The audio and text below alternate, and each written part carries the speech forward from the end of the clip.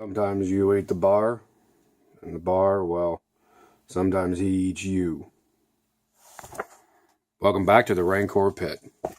I know this is way overdue, but for good reason. I had a head and chest cold, thanks to my lovely little daughter. So I was, still got a touch of it if you can't tell. I concentrated mostly on getting well as fast as I could so it wouldn't interrupt my big D&D campaign that I ran last night, Sunday. Because that was the last portion of that campaign that I was going to run this year. We're going to pick it up very beginning of next year. But that big game right now is, because it did come to a chapter ending kind of halt place.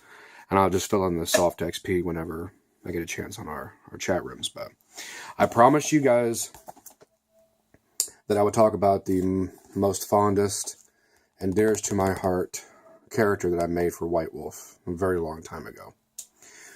Whenever I started White Wolf, I didn't start with Gurahl. By the way, Gurahl are werebears. I didn't start with these guys.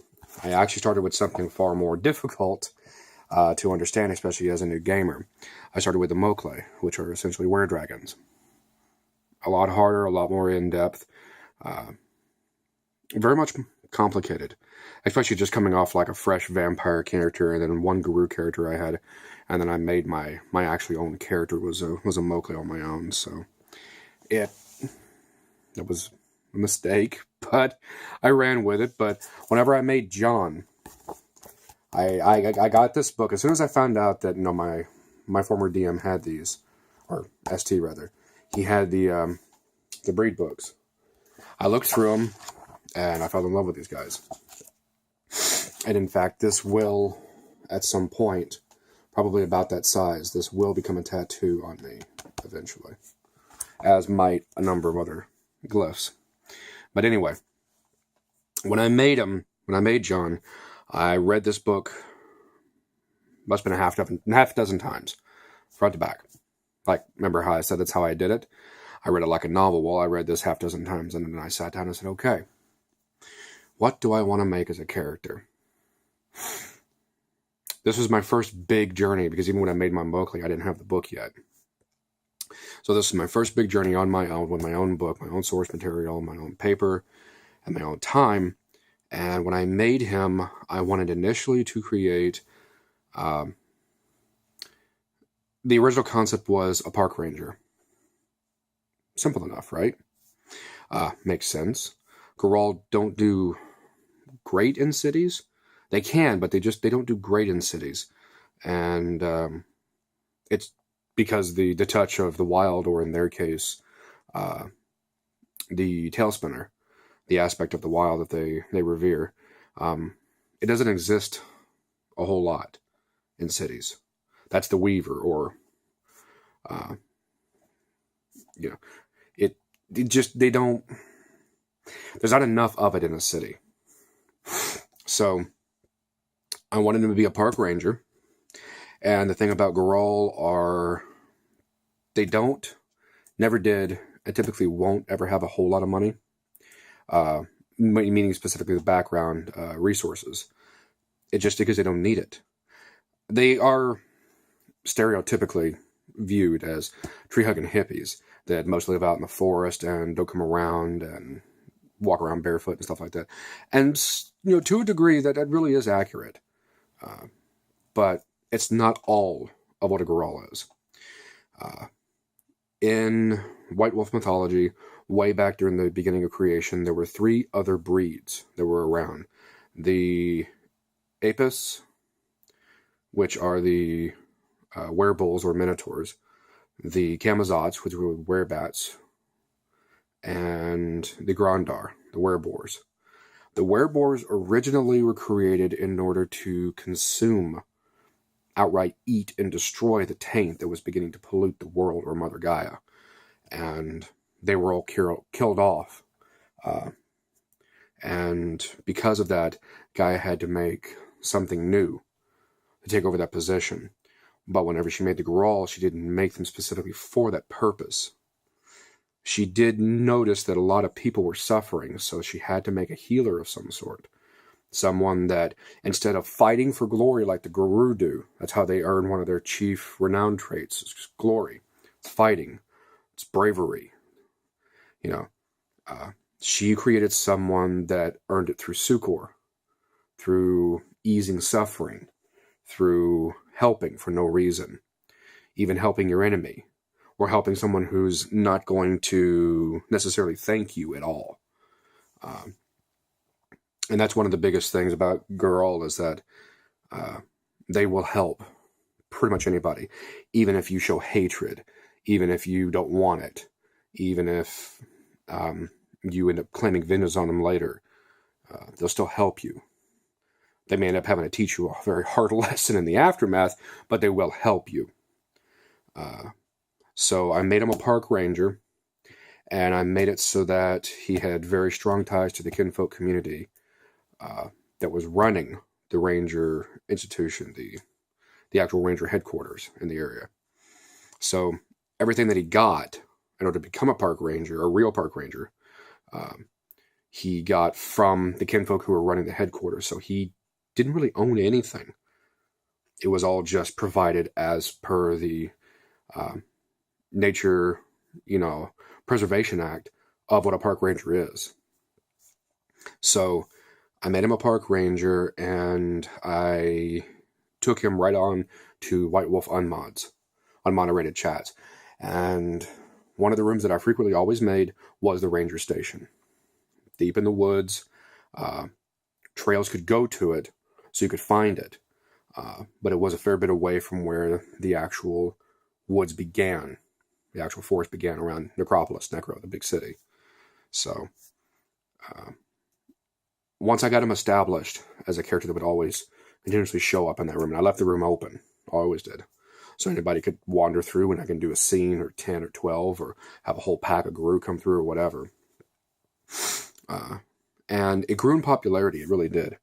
John Oso, Spanish for Oso is Spanish for bear. He's half Cherokee, and he didn't really know either of his parents all that well.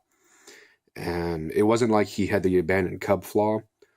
He did have a Bourgeon, a mentor, who did eventually find him and teach him what he is and why he is and what he's supposed to be doing.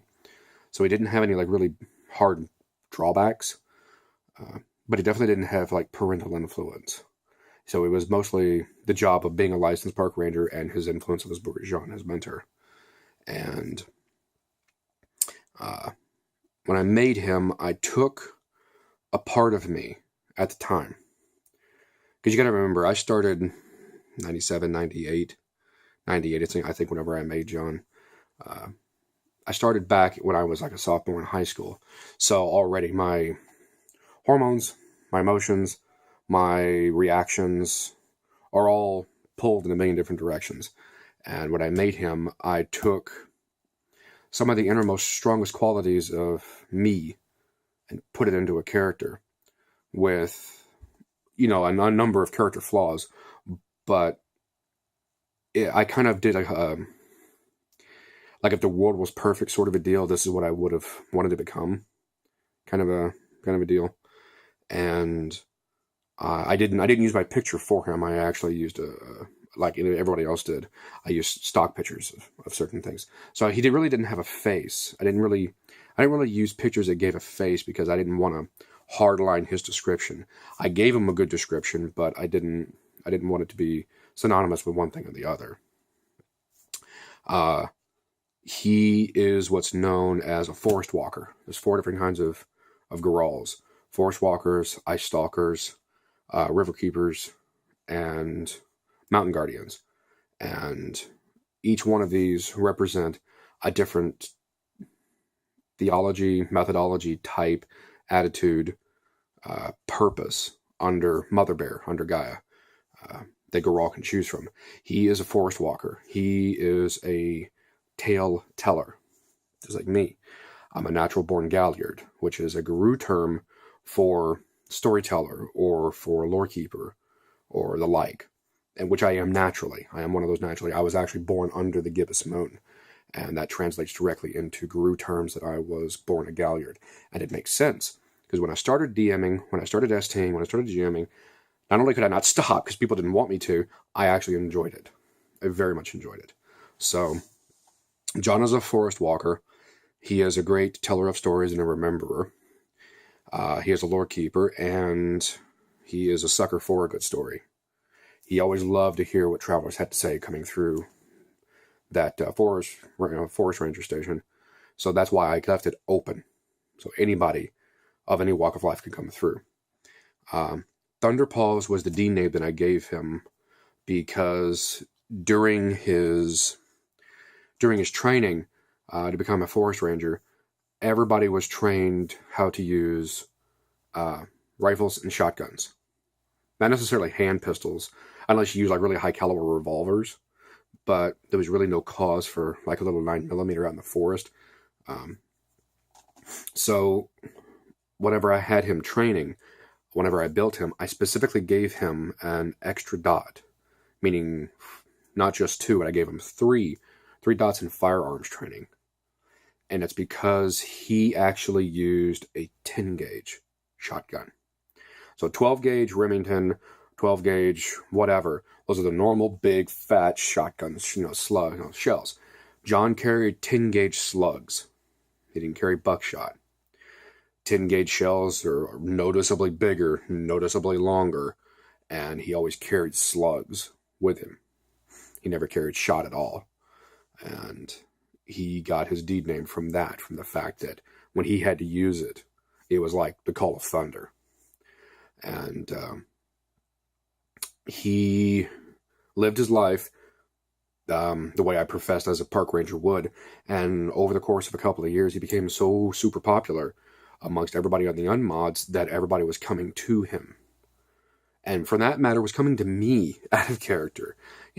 Oh yeah, we want to run this scene, and we want to use like part of where the ranger station is near Vermilion Falls next to Big Bear Canyon, which was a location that I put it. I said, oh, we want to run a scene out there. Could you run the scene for us? Or could you have John be there? Or can you do both? Or can you just ST the monsters that we were chasing? All right, sure. And he became really popular amongst the actual chat as a reliable character, and me as a reliable player. To be able to use him in a fair fashion, because that's one thing that I was a real stickler about when I was on the unmods. There was a bad stigma of people walking down like one of the main streets in Acropolis City, wielding a katana, openly brandishing a desert eagle, waiting to pick a fight with somebody, thinking they're a ninja of some sort. And that's just, it's ridiculous. It's the world of darkness, sure, but it's still, it's psychotic, it's too much. So I was really fair whenever I ran it, because I read these things like novels. I knew the rules. I knew the exact wording. I knew the interpretations, and I knew all the mechanical applications of them. That's the same went for Guru too. In order to run this, you have to know Guru, because all of the base stuff is still in the Werewolf book. So I knew the rules. I knew how to handle things. I knew how to handle turn. I knew how to deal with out-of-character problems, concerns, or questions. So they all came to me. John grew at such popularity that eventually he found somebody he actually became very attracted to in character. And that character, her name was Thyme. Thyme, much like the herb. And out of character was a very good friend of mine who lived in Seattle. And basically we took our characters and intertwined their storylines. And she was like full, like Sioux Indian. And John was like half Cherokee, so there was a connection there. And from that, we broadened our storyline with a whole generation of new characters. Because I'm a stickler for rules, there are rules for this whenever I rolled to see whether or not, because a part of the role playing is knowing what the Gurahl and other shifters were put there for, there's not many Gurahl left. They're either sleeping, pure hibernation, or most of them died in the War of Rage. The Guru almost killed them all. It almost, it was full, like, genocide.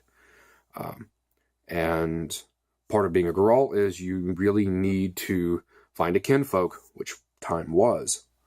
And a kinfolk is someone who is touched by Mother Bear or Gaia to the point where they can deal with the backlash of shifters.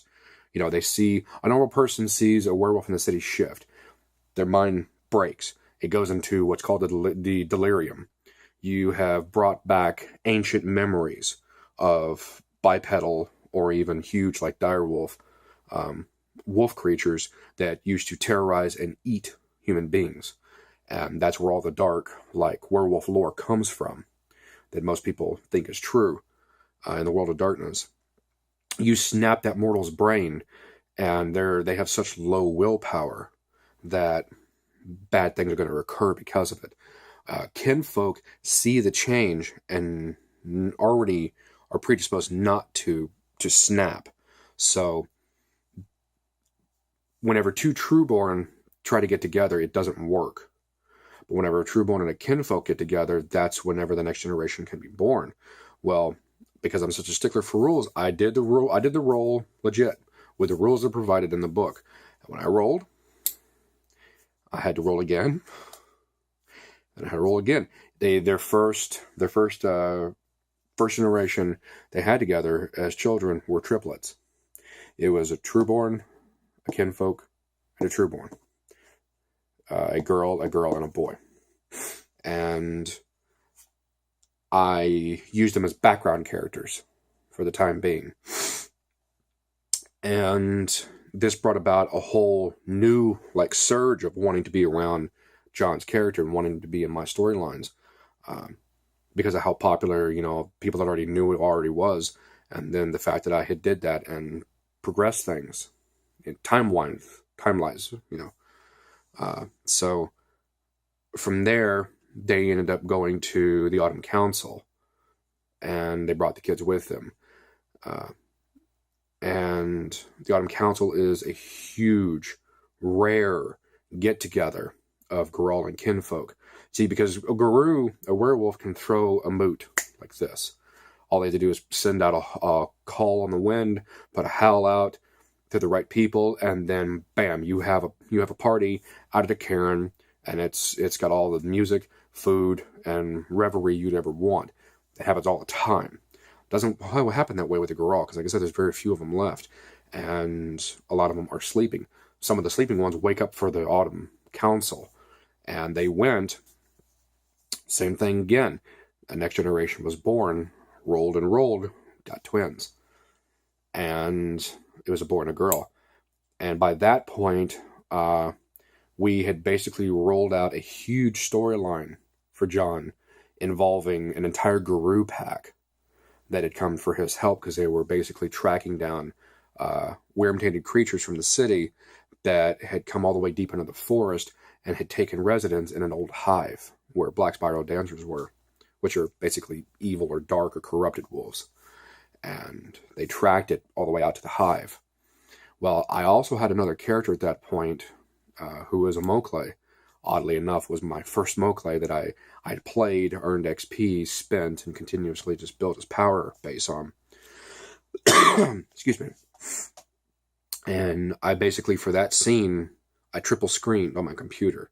I had John on one screen, I had JD, my Mowgli, on the other, and then I had the open screen when I was basically running the NPCs. So, yeah, imagine going back and forth between characters and then NPCs and then this, that, and the other. Well, it culminated to like a huge, massive battle.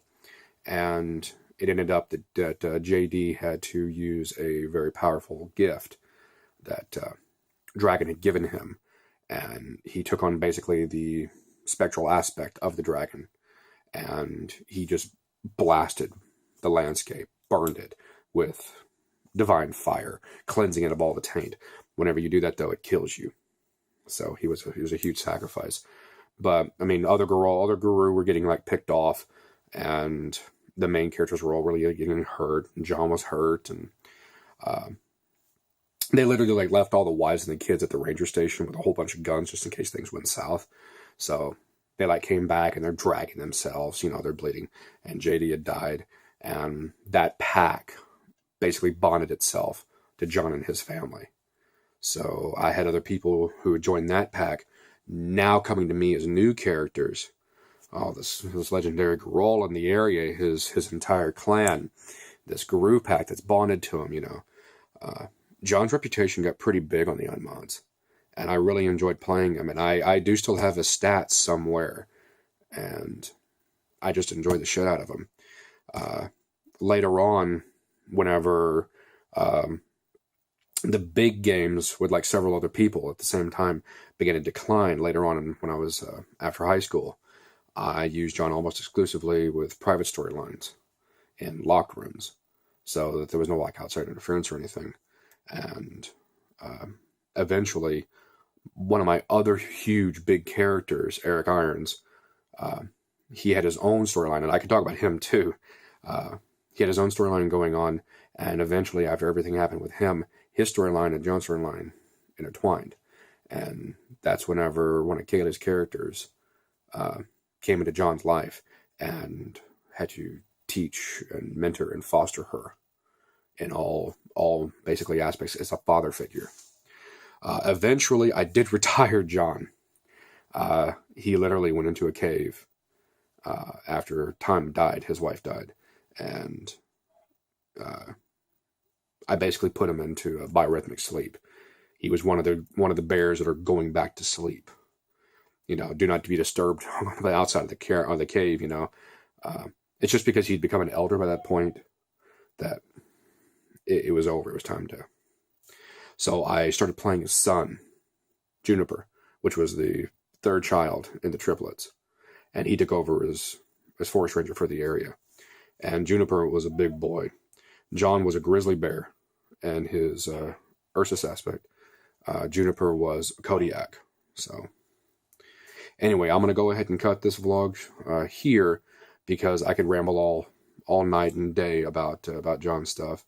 And if you did like this, the personal, like storyline stuff, I can take any kind of comments into consideration and do more about John, or I can go on to, like I said, Eric Irons. He had a huge storyline too, in the same respect, and everybody knew him as well. I can talk about JD too, because his storyline was just as prolific. And I have a whole bunch of characters that are like that were very well known. So if you liked it, leave a comment. Let me know. I'll also be posting this on Twitter and on Facebook. So if you like what you see, give me a thumbs up, give me a subscribe, share it out to the rest of the world. And if you have something specific you want to hear about, let me know. So I'll be watching the comments. So until next edition of the Rancor Pit, grab your dice and roll initiative.